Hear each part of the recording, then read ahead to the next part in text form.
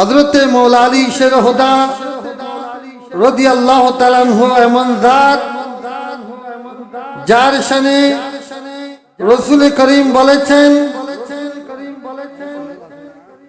মান কুনতু মাওলা ফাআলিউল মাওলা, আমি নবী, আমি যার মাওলা আলীও তার মাওলা।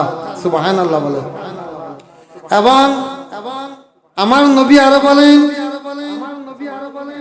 আনা মদিনাতুল ইলমিন ওয়া আলিউন বাবুহা, আনা দারুল হিকমতি ওয়া আলিউন বাবুহা, আমি নবী আলমের শহর, সেই শহরের দরজা মৌলা আলী শের হুদা। আমি নবী জ্ঞান বিজ্ঞানের ভান্ডার, সেই ভান্ডারের দরজা মৌলাই কায়নাত। সুবহানাল্লাহ বলেন।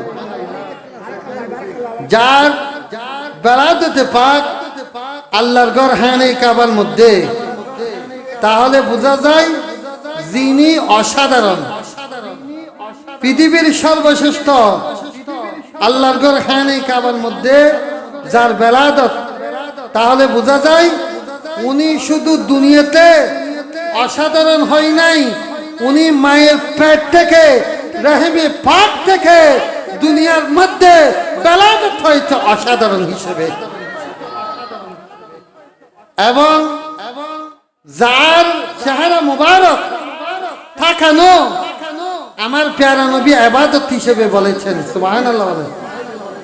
হযরতে খলিফাতুর রাসূল সাইয়েদনা সিদ্দিক আকবর রাদিয়াল্লাহু তাআলা আনহু মৌলা আলীর চেহারার দিকে সব সময় মহব্বতের দৃষ্টিতে তাকিয়ে থাকতেন। জুড়ে বলবেন না সুবহানাল্লাহ? একটু গভীর মনোযোগ কামনা করব। মৌলা হযরতে সাইয়েদনা সিদ্দিক আকবর রাদিয়াল্লাহু তাআলা মৌলা আলীর চেহারার দিকে মহব্বতের দৃষ্টিতে তাকিয়ে থাকতেন, দেখে রইতেন। উম্মুল মুমিনিন হযরতে মায়েশা সিদ্দিকা রাদিয়াল্লাহু তাআলা আনহা বলেন, আবু বকর সিদ্দিককে আব্বাজান, আপনাকে দেখছি আপনি মৌলা আলীর দিকে নজরে ফাঁক দেন, মৌলা আলীর চেহারা মুবারকের দিকে তাকান। এই কারবার কাজটা আমরা বুঝলাম না, ব্যাপারটা কি? তখন হযরতে সাইয়েদনা সিদ্দিক আকবর রাদিয়াল্লাহু তাআলা আনহু বলেন, হে আয়েশা, সামি'তু রাসূলুল্লাহ সাল্লাল্লাহু আলাইহি ওয়াসাল্লাম আন-নাজরু ইলা ওয়াজহি আলীইন ইবাদা।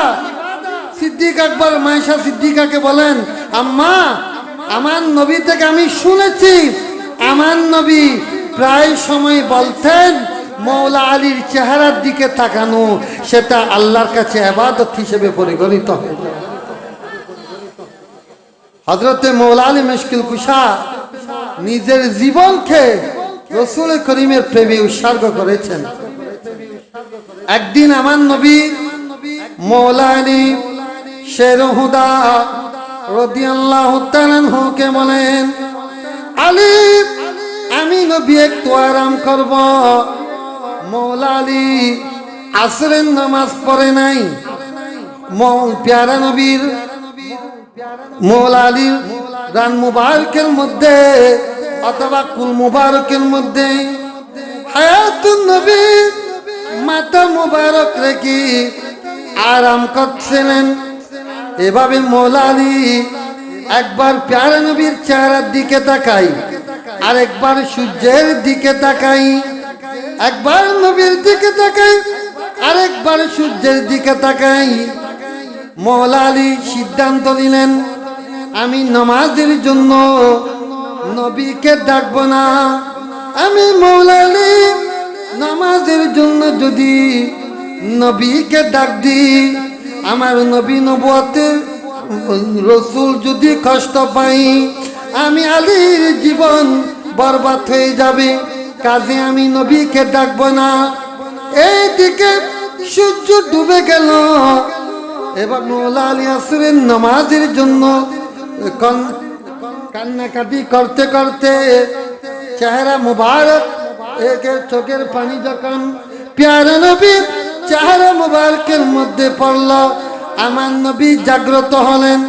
নবী বলেন, আলী, তুমি কাঁদছো কেন? তখন মওলা আলী বলেন, ইয়া রাসূলুল্লাহ, বেয়াদবি ক্ষমা করবেন, আমি আসরের নামাজ পড়ি নাই। তখন আমার নবী আল্লাহর দরবারে আরজি পেশ করলেন, আল্লাহ, আমার আলী তোমার নবীর খেদমতের মধ্যে ছিল, আল্লাহ সূর্য তো ডুবে গেছি, আমি নবী দোয়া করছি, আল্লাহ তুমি সূর্যকে উঠাই দাও, আল্লাহ তুমি সূর্যকে উঠাই দাও। আমার নবী দোয়া করার সাথে সাথে ডুবে গেছে, ডুবছে যে সূর্য, আবার আসর ওয়াক্ত হয়ে গেল। জুড়ে বলুন না সুবহানাল্লাহ। একসারে বলতেছেন, आप दीदार वक्त असर आए जब हजरत अली, आप दीदार के वक्त असर आए जब हजरत अली, दो बे सूरज को निकलता कह दिया तो हो गया, आप दीदार के वक्त सर आए जब हजरत अली, दो बे सूरज को निकलता, दो बे सूरज को निकलता कह दिया तो हो गया, मुझजा मेरे नबी का कह दिया तो हो गया, मुझजा मेरे नबी का कह दिया तो हो गया, आपनी कतरे को दरिया कह दिया तो हो गया, सला दुनिया।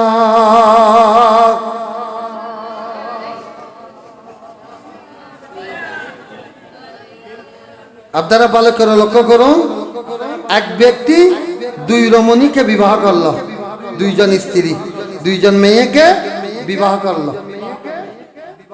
বিবাহ করার পর ঘটনাক্রমে ওই দুনো বিবির কাছে সন্তান হলো। আপনারা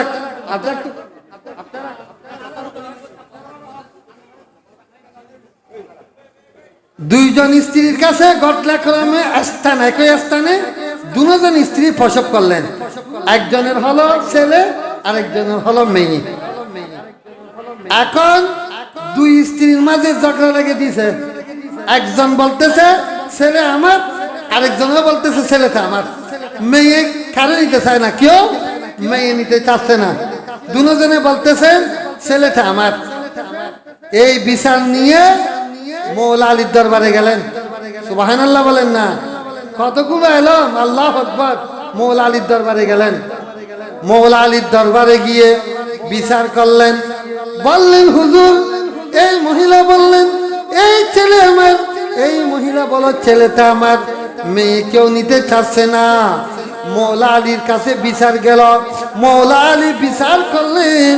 মওলা আলী বলেন, তোমরা মহিলা দুইজনকে বললেন দুজনের বেয়াদবি ক্ষমা করবেন, দুজনের পিস্তলের দুধ আমার সামনে পেশ করো।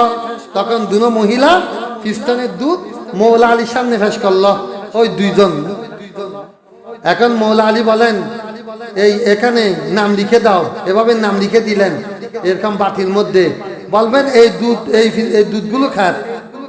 বললেন এগুলো খার, আচ্ছা আমার। একজন বললেন আমার, ঠিক আছে। তখন বললেন মওলা আলী সের হুদা হিকমত অবলম্বন করে বললেন, এখানে এই যেখানে পিস্তনের দুধের মধ্যে যে দুধগুলো বাড়ি, যে দুধগুলো ঘন, ছেলে হবে তার। সুবহানাল্লাহ বলেন। যার দুধ ঘন বাড়ি, এই ছেলে তার থার। আর যার দুধ পাতলা, এই মেয়েটা থার। সুবহানাল্লাহ বলেন। তখন মওলা আলীকে জিজ্ঞাসা করলো, আপনি এই মশলা কোথায় থেকে ফেলেন? এই এত বড় সমাধান ঝগড়া কিভাবে আপনি বন্ধ করে দিলেন? এই সমাধান কিভাবে দিতে পারলেন? যে এই সমাধান আমার নবীর পরে আর কেউ কারো মাথার মধ্যে কুলাইতেছে না, কারো মাথার মধ্যে ব্রেনে আসতেছে না। আপনি এই মশলা কোথায় থেকে ফেলেন? তখন বললেন এই মাসলাটা আল্লাহর কোরআনের মধ্যে আছে। সুবহানাল্লাহ বলেন। আল্লাহর কোরআনে কি আছে? লিজ্জাকারি মিসলু হাযিল উনসাইন, দুইজন মহিলা যা সম্পদ পাবে, যা কিছু পাবে, একজন পুরুষ তা পাবে। সুবহানাল্লাহ। অর্থাৎ দুইজন মহিলা যা পাবে একজন পুরুষ তা পাবে। এমনকি আল্লাহ ইন্নাল্লাহা ফাদ্দালাজ যাকারা আলাল উনসা হাত্তা ফি গিজাইহি, আল্লাহ পুরুষদেরকে পুরুষ মানুষদেরকে মহিলার উপর প্রাধান্য দিয়েছেন। সুবহানাল্লাহ। দুইজন মহিলা যা পাবে একজন পুরুষ তা পাবে। এমনকি আমার মৌলা আলী বলেন ইন্নাল্লাহা ফাদ্দালাজ যাকারা আলাল উনসা হাত্তা ফি গিজাইহি, এমনকি মহিলাদের উপর পুরুষদেরকে আল্লাহ প্রাধান্য দিয়েছেন এবং তার খাদ্যের উপরও প্রাধান্য দিয়েছেন। পুরুষরা যা কেনা খেতে পারবে মহিলারা তা পারবে? পারবে না। পুরুষরা যা সহ্য করতে পারবে মহিলারা তা করতে পারবে? পুরুষদের যা ধৈর্য শক্তি মহিলাদের তা আছে? নাই। সব কাজে পুরুষরা সেরা, পুরুষ সেরা। এটা আল্লাহ কোরআনের কথা। তো মৌলা আলী বলতেছেন এই যার দুধ বাড়ি গণ এই ছেলেটা তার হবে। জুড়ে বলুন না সুবহানাল্লাহ। আরেকটা কথা বলি, একজন মানুষের বিবাহ বলতে পারবো বাবা? আরেকটা বলি, আরেকটা মাসলা। একজন মহিলার বিবাহের 6 মাস পরে ছেলে হয়েছে। কয় মাস পর? আচ্ছা, বিবাহের 6 মাস পরে যদি ছেলে হয় মানুষ কি দেবে? বেবিচারে তুমত দেবে না? এত তাড়াতাড়ি কেন ফোগেই দেয়? এবার বিভিন্ন ধরনের প্রশ্ন করবে, মনে হয় অবৈধ কাজে ছিল আগে, বিবাহের আগে অবৈধ কাজ করেছে। এক নাউজুবিল্লাহ বলেন না, জুড়ে করে নাউজুবিল্লাহ বলেন। এখন এই বরাবর 6 মাস পর, 6 মাসের পর সন্তান হয়েছে, তখন মানুষ অপবাদ দিতে শুরু করলো। এটা তো মানুষ বুঝি 10 মাস 10 দিন মার গর্ভে থাকতে হয়, 6 মাসের কিভাবে ছেলে হয়েছে? মনে হয় বিভিন্ন ধরনের প্রশ্ন, অপবাদের শিকার হচ্ছে। এখন এই মসলা নিয়ে হযরত ফারুক আজম রাদিয়াল্লাহু তাআলা আনহুর কাছে এলেন। হযরত ফারুক আজমের কাছে এসে বললেন, ইয়া আমিরুল মুমিনিন, এরকম ব্যাপার, একজন মহিলা বিবাহের আগের 6 মাসের মধ্যে কিভাবে সন্তান হতে পারে, ছেলে সন্তান হতে পারে? এই ব্যাপার তো মুসলিম না। তখন ফারুক আজম রজমের ইচ্ছা পোষণ করেছেন। রজম বুঝেন? শরীয়তের মাসলা, বিবাহিত নারী পুরুষ যদি ব্যভিচারে লিপ্ত হয়, বিবাহিত নারী পুরুষ যদি ব্যভিচারে লিপ্ত হয়, জানার মধ্যে লিপ্ত হয়, তাদেরকে অ্যাক্সিডেন্টের মধ্যে মাটিতে পুঁতে ফাত্তর মেরে ফেলার নাম রজম। হযরত ফারুক আজম রজমের ইচ্ছা পোষণ করলেন, রজম দেবেন। তখন বলতেছেন মৌলা আলী, না, মৌলা আলী বলতেছেন মসলাটা ভুল না, 6 মাসের মধ্যে ছেলে সন্তান হতে পারে। কি রে, সবাই আশ্চর্য হয়ে গেল, কি সন্তান 6 মাসের মধ্যে ছেলে সন্তান? তখন মৌলা আলী বলেন কোরআন শরীফ খুলো। কোরআন শরীফ খুলে কোরআনে কারীমের মধ্যে আয়াত রয়েছে, ওয়াহামলুহু ওয়া ফিসালুহু 30 শাহরান। আল্লাহ বলতেছেন একজন মহিলা গর্ভধারণ এবং দুগ্ধপান করতে সময় লাগে 30 মাস। সময় লাগে কয় মাস? 2.5 বছর, 30 মাস। তখন আরেক আয়াতের মধ্যে বলছে অফিসালুহু ফি আমাইনি, দুধ পান করে 2 বছর। তাহলে 30 মাস থেকে যদি 2 বছর চলে যায় আর বাকি থাকে 6 মাস, তাহলে আল্লাহ তো বলতেছেন গর্ভধারণ করতে, দুধ পান করতে 30 মাস। তাহলে 30 মাস থেকে 2 বছর 20 মাস যদি চলে যায়, 2 বছর চলে যায়, 6 মাসে ছেলে সন্তান হতে পারে। আল্লাহ পাক সুবহানাহু ওয়া তাআলা আমাদের সবাইকে কবুল করো, আজকের মাহফিলকে কবুল করো। আমি আমার বক্তব্য শেষ করছি। আসসালামু আলাইকুম ওয়া রাহমাতুল্লাহি ওয়া বারাকাতুহু।